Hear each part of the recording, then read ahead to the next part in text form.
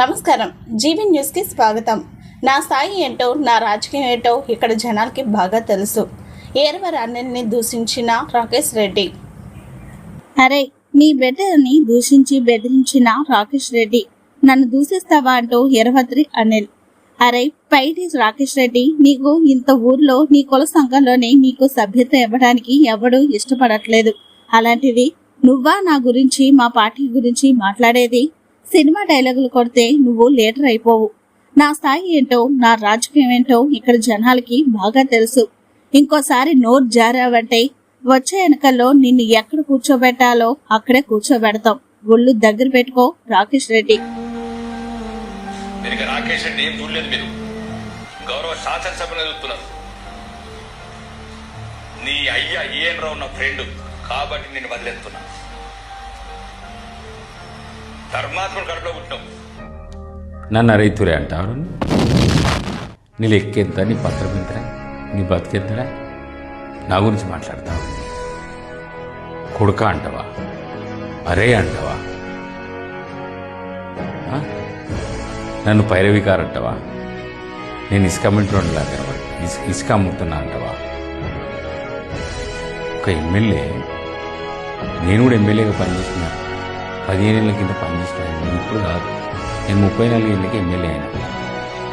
నువ్వు ఇప్పుడు మొన్నదాకా ఎటువైనా? నీ భాష ఏంది? ఒక ఎమ్మెల్యేగా అట్లా మాట్లాడచ్చా? ఒక శాసనసభ్యుడిగా ఉన్నా అది పద్ధతేనా? నాకు తిట్టరాదా? నాకు నీకన్నా ఎక్క తిట్లు వస్తాయి. బండకేసి కొడతా. వచ్చే ఎన్నికల్లో మళ్ళీ చెప్తున్నాను, కాలిర కొడతా, నువ్వు నన్ను అంటావా,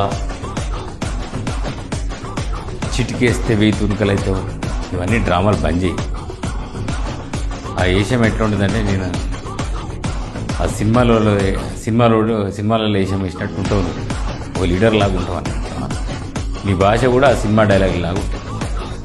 అది నిజమైన భాష అండి. సినిమా డైలాగులు కొడుతూ, ఆర్మూర్లో ప్రజలను మభ్య పెడుతూ, హిందూ ముస్లింల మధ్య గొడవ పెట్టి రాజకీయ లబ్ధి పొందాలనుకుంటే బరాబర్ నీ కాళ్ళు చేలు రెండిరగొట్టి వచ్చే ఎన్నికల్లో నేను ఇంట్లో కూర్చున్నబెట్టా. ఆర్మూరే నిజంగానే అధిష్టానం ఆదేశిస్తే, నేను అధిష్టానాన్ని అడుగుతాను, ఆర్మూర్చే పొడి చేస్తాను అడుగుతాను. అధిష్టానం ఆదేశిస్తే నీ దగ్గరికి వస్తా, నీ కాళ్ళు చేలు రెండిరగొట్టి నేను ఇంట్లో కూర్చోబెట్టా. బిడ్డ ఏమనుకుంటున్నావు నా గురించి? నేను పైరవికారా? నేను పైరవీలు చేసి నేను కార్పొరేషన్ పదవి తెచ్చుకున్నాను. 15 ఏళ్ళు నిస్వార్థంగా కాంగ్రెస్ పార్టీ కోసం పనిచేసాను. అందుకే నాకు ఈ పదవి ఇచ్చాను.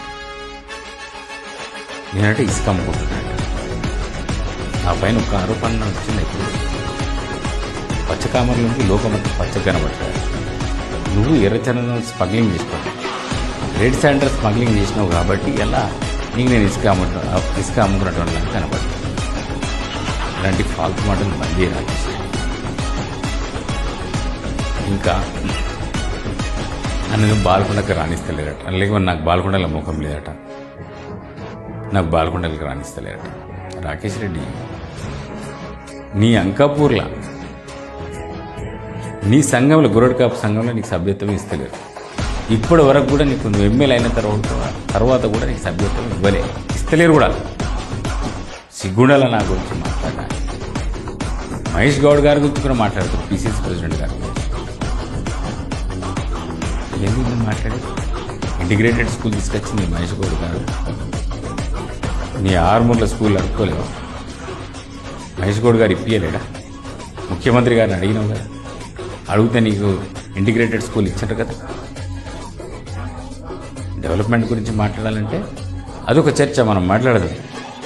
భారతీయ జనతా పార్టీ ఏం డెవలప్ చేస్తున్నది, ఏం అభివృద్ధి చేస్తుంది దేశంలో, ఈ రేవంత్ రెడ్డి ప్రభుత్వం, కాంగ్రెస్ ప్రభుత్వం ఏం చేస్తున్నది, దాని గురించి చర్చ పెట్టుకుందాం. మార్గంలో చర్చ పెట్టుకుందాం. మేము ఏం చేసినాం, మీరేం చేస్తున్నారు,